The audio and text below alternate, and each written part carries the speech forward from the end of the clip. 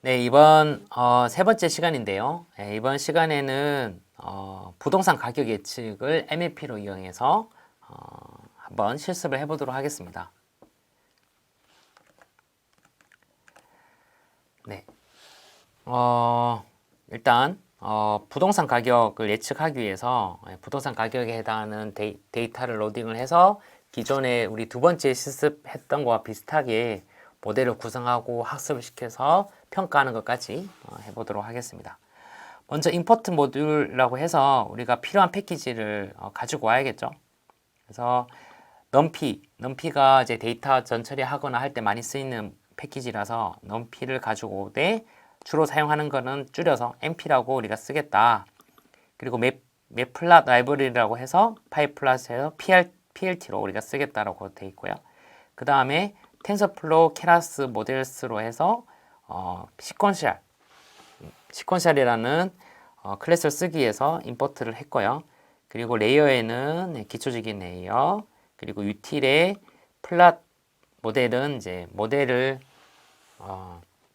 썸머리를 예쁘게 보여주기 위한 툴이고요.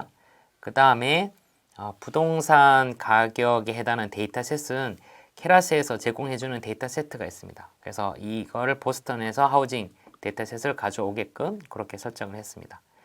이렇게 임포트를 했으면 두 번째로는 이제 실제 데이터셋을 로딩을 해봐야겠죠. 앞서 이전 실습에서는 URL을 통해서 가지고 왔어요. 그래서 외부의 URL을 가지고 왔는데 지금은 그 보스턴 하우징이라는 데이터셋을 로드 데이터라고 하면 그냥 케라스에서 기초적으로 제공해주는 합수가 구현했기 때문에 크게 네 가지로 구분돼서 바로 가져올 수가 있습니다. 앞서 보셨던 샘플은 이그샘플은 거기 URL로 가지고 와서 우리가 임의로 나눴더라면 지금은 케라스에서 제공해주는 그 데이터셋이기 때문에 이미 손쉽게 나눠져 있다고 보시면 될 것 같아요. 그래서 크게 훈련셋과 시험셋으로 나눠져 있고 훈련셋에 X, 입력 X, 출력 Y 그리고 시험셋에 X, Y 이렇게 총 4개의 그룹 샘플을 그룹핑해서 로딩을 할 수가 있습니다. 그리고 똑같이 X 트레인의 쉐입을 보고 Y 트레인 쉐입을 보고 S 테스트 쉐입, Y 테스트 쉐입을 보면 총 404개가 샘플이 있고 여기에 속성이 13개고요. Y 트레인도 404개가 있도록 되어 있습니다. 그래서 400개 정도가 학습셋이고 100개 정도가 시험셋이고 입력이 13개의 속성, 출력은 가격이겠죠. 그렇게 형태가 되어 있네요. 그리고 이거를 하나 출력을 해보니까 총 13개의 이런 수치들이 있고요. 그리고 Y 트레인의 샘플링, 이게 이제 부동산 가격이겠죠. 가격 정보를 이렇게 얻었음을 보실 수가 있습니다. 요거를 데이터를 어떻게 되는지 조금 살펴보는 게 중요하겠죠. 보면 이 케라스에서 제공해주는 데이터셋에 대한 설명인데요. 보시면 이게 로드 데이터를 가지고 있고 이 크게 0.2 그러니까 80%는 훈련셋, 20%는 시험셋 이렇게 뭐 돼 있다 보시면 될 것 같고 총 13개의 속성을 가지고 있다 보시면 될 것 같습니다. 이게 좀 더 디테일한 거는 이 웹사이트에서 볼 수 있는데 이거 클릭해 보니까 총 13개에 해당하는 속성들이 쭉 나오겠죠. 그래서 뭐 각각마다 의미하는 바가 쭉 있을 겁니다. 그래서 뭐 부동산 가격이니까 뭐 세금이라든지 뭐 그 집에 해당하는 뭐 연식이라든지 뭐 여러 가지 소송들이 쭉 있겠죠. 그리고 뭐 범죄율이라든지 이런 것들이 다 부동산 가격에 영향을 미칠 거고 맨 마지막에 있는 값들이 이제 부동산 가격을 뜻하는 겁니다. 그래서 이렇게 쭉 이런 데이터들이 쭉 있고 이걸 로딩했다고 보시면 될 것 같아요. 그래서 이어서 가보도록 하겠습니다. 그 다음에는 데이터를 적절하게 전처리하는 과정이 필요한데요. 우리가 어떤 수치들로 봤을 때 어떤 수치는 수치 단위가 굉장히 크고 뭐 2만, 어떤 수치는 12, 13 이렇게 수치에 그 가지고 있는 그런 크기라든지 이런 건 다 다르지 않습니까? 그런 것들을 조금 정기화, 표준화 시키는 부분이 필요합니다. 그런 것들을 하기 위해서 평균을 내서 평균을 나누고, 그리고 STD를 해가지고 ST를 나눠가지고 이렇게 표준화시키는 부분이 중요합니다. 이 표준화시키게 되면 굉장히 인공지능 모델이 학습시킬 때 어떤 특성 간의 그 속성들이 가지는 어떤 이미지, 속성이 가지는 수치들을 정교화를 시키기 때문에 굉장히 잘 학습을 되고 나중에 결과도 조금 더 높은 정확도의 모델을 얻을 수가 있습니다. 그래서 이런 표준화 과정을 항상 전처리를 수행하게 됩니다.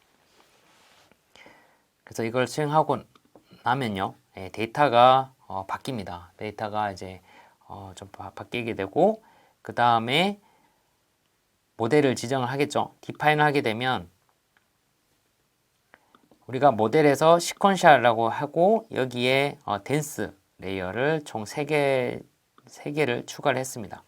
그래서 인풋 쉐입이 입력이 13개의 속성을 가지고 있죠. 13개의 속성을 가지고 출력층이 아니기 때문에 렐루, 은익층에서 주로 쓰는 액티베이션 펑션 렐루로 지정을 했고, 여기 출력은 64개, 두 번째 층도 렐루로 하고 64개, 그리고 마지막 층은 하나.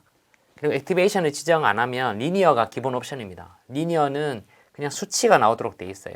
수치가 나오는 식으로 되어 있기 때문에 우리는 부동산 가격을 예측하는 거였고, 부동산 가격 예측하기 위해서 수치로 그냥 나와야 됩니다. 그래서 우리가 액티베이션은 별도로 출력 형태를 지정하지 않고 수치가 그냥 나오도록 그렇게 지정을 했습니다.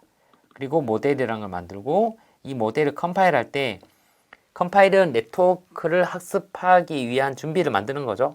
만들 때 로스트 함수를 MSE, mean scale error라는 걸 쓰는데, 이게 이제 성형 회귀할 때 수치의 오차를 줄이게끔 그렇게 많이 쓰는 함수입니다. 그래서 mean scale error를 만들었고, 옵티마이저를 RMS prop, 옵티마이저다 여러 가지가 있는데 여기에 여러 가지 적용해 보면서 이것도 하이퍼 파라미터 튜닝 중에 하나입니다. 이번에는 그 RMS 프롭을 이제 적용을 해서 지정을 했습니다.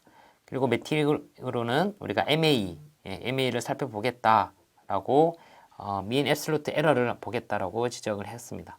그리고 이 모델을 빌드 모델로 지정을 했어요. 왜냐하면 이 데이터 수가 적기 때문에 우리가 그 크로스 밸리데이션을 이용하게 될 텐데요. 그래서 모델을 계속 호출해야 되고 그 모델을 계속 만들어야 하기 때문에 우리가 별도로 이런 함수를 만들었습니다. 뒤에서 조금 더 설명을 드릴게요.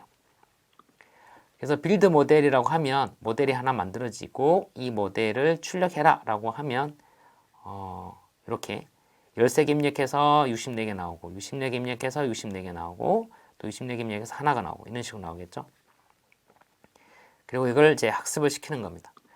학습시킬 때 우리가 이전에서 봤을 때는 이렇게 핏 하나로 해서 그냥 손쉽게 학습을 해버렸죠. 근데 이번에는 좀 더 복잡합니다. 왜냐하면 크로스 밸리데이션이라고 해서 데이터 수가 워낙 적기 때문에 전체가 이렇게 있다면 그 중에 총 4구획으로 나눠서 하나 빼고 나머지로 학습시켜서 이에 뺀 거 가지고 검증을 해보고 또 중간에 거 하나 빼고 나머지 학습시켜서 또 검증을 해보고 또 하나 빼서 검증해보고 그래서 검증을 데이터 수가 적기 때문에 하나하나씩 빼면서 검증을 다 해봐서 평균을 취하고 거기서 최적의 모델을 얻도록 그렇게 구현을 해놨습니다. 이게 좀 복잡하고 그냥 간단하게 테스트한다 그러면 크로스 밸리데이션 없이 이 pit라는 이 함수만 적용하면 되는데 여러분들이 데이터 수가 적거나 이거는 교차 검증이 좀 필요하다라고 판단이 된다면 그걸 위해서 만들어진 코드고 이 코드를 좀 익혀 두셨다가 나중에 크로스 밸리데이션을 적용할 시점에 적용하는 게 좋을 것 같아요. 그래서 이 코드를 이제 간단하게 리뷰를 좀 해보도록 하겠습니다. 그래서 K라는 값을 4개로 두고 밸리데이션 샘플을 전체 트레인 개수의 4개로 나눠서 밸리데이션 샘플을 이용하겠다. 그리고 에포크를 100번 에포크를 이제 반복하겠다라고 지정을 했고요.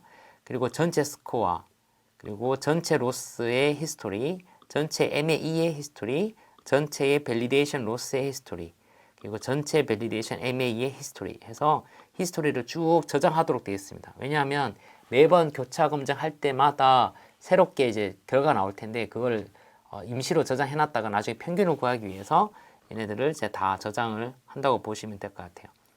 그래서 K 총 4회를 반복하게 될 텐데 이 전체 트레인 셋에다가 부분씩 빼는 겁니다. 처음에는 앞에 거 뺐다가 두 번째 거 뺐다가 세 번째 거 뺐다가 네 번째 거 뺐다가 그 뺀 거를 검증셋에 이용하겠다라고 보시면 될 것 같고요. 그래서 트레인 셋에다가 검증셋을 하나씩 X 검증셋, Y 검증셋의 X, 검증셋의 Y를 빼는 작업이고요. 그리고 그 뺀 거 이외에는 나머지는 다 학습셋에 적용해야겠죠. 그래서 중간중간에 빼기 때문에 이걸 다 뭉쳐야 됩니다. 뭉친 거를 partial X 트레인이라고 해서 뭉친 걸 이렇게 넣었습니다. 그래서 결국에 보통 원래는 S 트레인 하나였는데 이 교차 검증을 위해서 하나씩 빼서 하나를 검증셋, 나머지를 트레인셋 이렇게 바꾸는 코드라고 보시면 될 것 같습니다. 이게 처음에는 익숙하지 않으시더라도 이런 식으로 이제 한다라고 좀 익혀두고 나중에 실제 사용할 때 그때 좀 참조를 하시면 될 것 같아요. 지금 당장 이걸 다 이해할 필요는 없으실 것 같고 이 과정에서는 S트레인이라는 이 데이터셋에서 밸리데이션과 훈련셋을 이렇게 교차 검증용으로 이렇게 나누고 합쳤다 정도 이해하시면 될 것 같고 그래서 빌드 모델이라고 하면 모델이 하나 생기겠죠. 이 생긴 모델을 가지고 내가 파셜로 그러니까 그 훈련셋으로 만들어 놓은 X, Y를 집어넣고 우리가 밸리데이션 중간에 뺀 걸 밸리데이션 데이터셋으로 이렇게 지정을 했습니다. 앞서 보셨던 예제는 그냥 훈련셋을 집어넣고 비율로만 지정했어요. 80% 학습, 20% 검증 이렇게 됐는데 지금 같은 경우에는 우리가 명시적으로 이렇게 나눴고 명시적으로 나눌 경우에는 밸리데이션 언더바 데이터로 이렇게 지정할 수 있습니다. 이렇게 딱딱 지정을 했고 배치 사이즈를 1로 둬서 100번 에포크를 반복을 해가지고 해당하는 히스토리를 다 어펜드를 해서 계속 그 지금까지 나온 결과를 계속 추가를 했죠. 추가를 해가지고 보통 이 안에서 돌면 이 스코프에서 빠져나가면 다 지워지는데 그렇지 않고 그 중간중간을 저장을 해가지고 교차 검증 시에 어떤 식으로 에포크마다 반복되는지를 확인하기 위해서 전역 변수에 이렇게 저장했다고 보시면 될 것 같아요. 저장할 때 훈련셋의 로스, 훈련셋의 MA, 밸리데이션의 로스, 밸리데이션의 MA를 교차 검증 4번 하면서 다 저장했다라고 보시면 될 것 같습니다. 코드가 조금 복잡하긴 한데 이거는 교차 검증을 위해서 이렇게 훈련셋이나 뭐 검증셋 나눠졌다라고 보시면 될 것 같고 뭐 더 쉽게 만들어진 함수들도 많이 있어요. 근데 이 정도 레벨에서 조금 익혀 두시는 게 나중에 사용하실 때 더 좋을 것 같습니다. 이거를 이제 비주얼라이제이션을 좀 해보면 쭉 보시면 트레인의 로스, 밸리데이션 로스가 이렇게 쭉 찍힘을 보실 수가 있어요. 이거는 에포크마다 찍은 건데 그 각각의 반복 횟수 그러니까 교차 검증할 때마다 네 번 할 때마다 첫 번째 에포크, 두 번째 에포크, 세 번째 에포크 쭉 있을 거잖아요. 그래서 걔네들을 평균을 내서 출력했다라고 보시면 될 것 같아요. 그래서 에포크마다 all loss histories를 해서 민을 구했고 그 average loss history, average MAE history, average validation loss history, average validation MAE history 해서 히스토리를 다 평균 치환값을 가져오고 이후에서는 그거를 그냥 플러스로 표출했다 보시면 될 것 같고요. 이 코드는 이제 앞에서 봤던 코드랑 동일합니다. 그래서 조금 복잡하게 된 거는 에포크마다 교차 검증할 때 매 에포크마다 교차 검증마다 매 에포크가 있는데 그네들을 평균을 구했다 정도만 이해하시면 될 것 같고 그걸 이렇게 출력했다라고 하시면 될 것 같아요.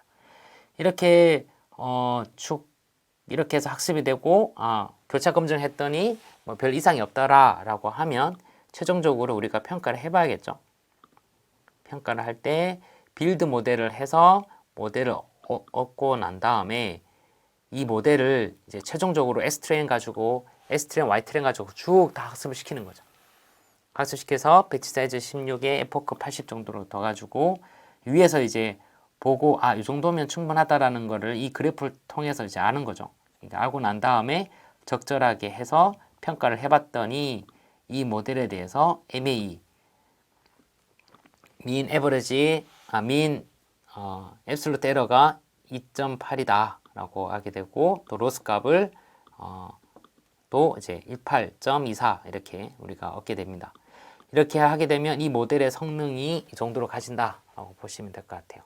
그래서 최종적으로 수치적으로 한 2.8 정도의 오차를 가지고 우리가 볼 수 있다 라고 보시면 될 것 같고요.